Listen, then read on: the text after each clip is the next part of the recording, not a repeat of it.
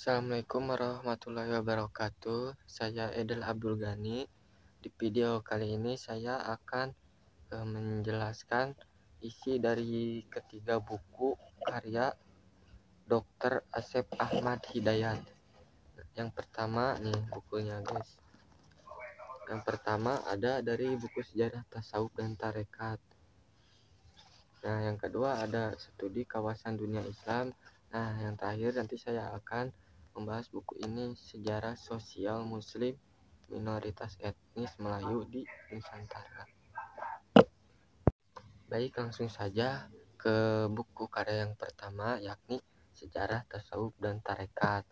Nah, sebelum kita menjelaskan seluruh dari isi buku ini, di sini buku ini ternyata terdiri dari 6 bab dan hingga akhirnya ada 240 tilu halaman. Nah, di sini bab 1 itu memahami tentang tasawuf dan tarekat, bab 2 sekilas sejarah perkembangan awal tasawuf. Yang ketiga, bab 3 para sufi terkenal di barat, nah periode klasik, Asia Barat, Afrika Utara, bahkan Spanyol. Yang bab 4 bagaimana perkembangannya di Asia Tenggara, tasawuf dan Islamisasi Nusantara dan tokoh sufi abad 16 sampai 18. Nah, yang keempat bab 5 ini ada tarekat di Nusantara Hindia Belanda abad 19. Nah, untuk yang bab terakhir nih, bab 6, yakni tarekat neosupisme di Indonesia dalam abad 20, yakni Tijaniyah dan Idrisiyah. Nah, setelah kita mengetahui dari keenam bab itu, maka dapat disimpulkan buku ini ternyata menjelaskan bagaimana konsepsi tasawuf dan tarekat yang sebenarnya.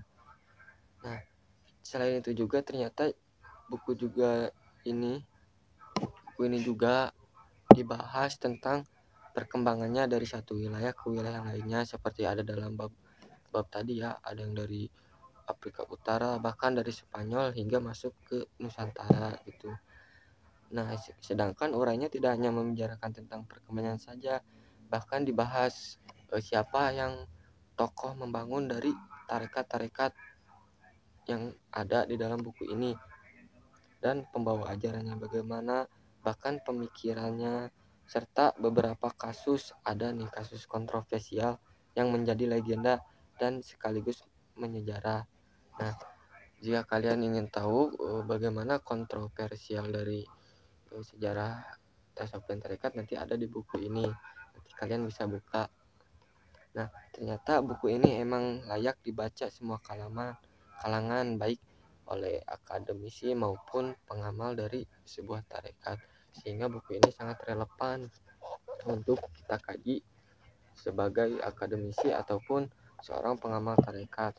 Nah, yang menarik dari kelebihan buku ini adalah dari sumber rujukan yang digunakan. Sumbernya tidak hanya dari bahasa Indonesia, bahkan diambil dari sumber-sumber Arturas yang digunakan dari bahasa Arab gitu. Bahkan sumber kolonialnya, daerah, bahkan bahasa Parsi, sehingga buku ini sangat kaya akan informasi mengenai perkembangan tasawuf dan tarekat di berbagai kawasan. Kita langsung masuk ke buku yang kedua, yakni buku Studi Kawasan Dunia Islam. Nah, sebelum kita mengetahui dari buku karya Dr. Asep Ahmad Hidayat ini, kita harus tahu ada bab apa sih yang dijelaskan dan ada berapa. Di sini sama kayaknya ada bagian-bagian, yakni ada 6 bagian. Bagian yang pertama ini kita mengetahui latar belakang sejarah dan perkembangannya dari studi kawasan ini. Katanya di sini jelaskan dari setelah periode perang dingin. Nah, nanti kalian baca di sini. Nah, untuk bagian kedua yakni mengetahui apa sih studi kawasan, dan nanti di sini didiskusikan. Dan bagian ketiga yakni merumuskan studi kawasan dunia Islam. Nah, bagian keempat masuk nih pembagian kawasan dunia Islam tapi dari perspektif geopolitik. Nah, untuk bagian kelima di sini pembagian kawasan Islam perspektif Muslim minoritas. Yang tadi mah perspektif geopolitik, sekarang bagaimana terkait dengan muslim minoritas.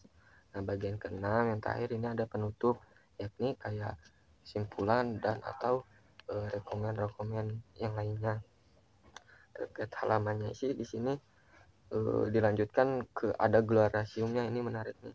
Daftar rujukan, indeks, bahkan ada sekilas biografi dari Dr. Asep Ahmad Hidayat. Studi kawasan kan saat ini merupakan bidang kajian populer yang banyak dipelajari di dunia.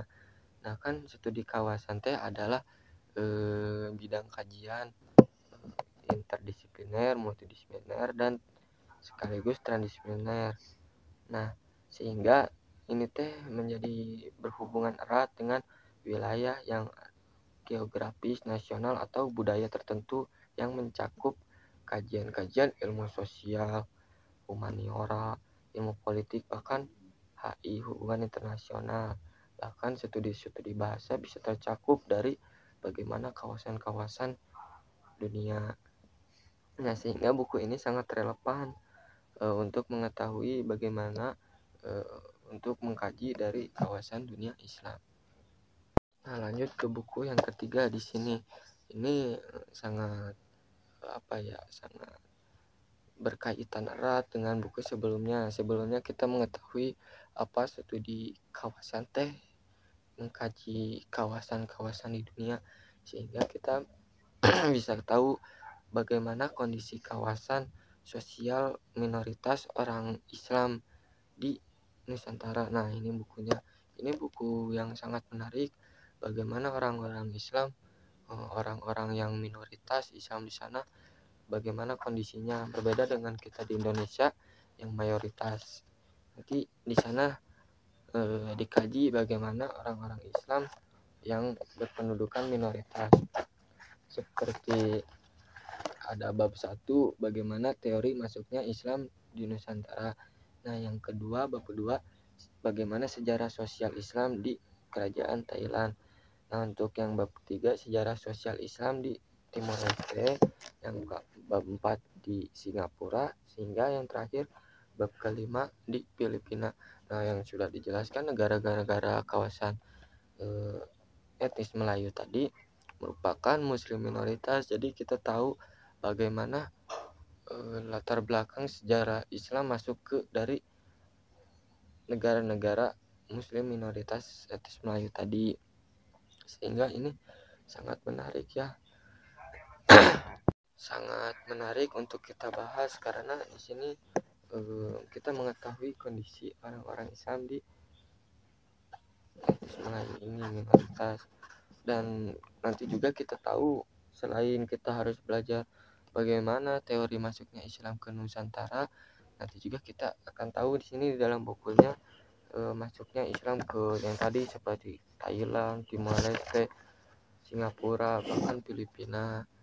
Nah, mungkin segitu dari penjelasan ketiga buku ini.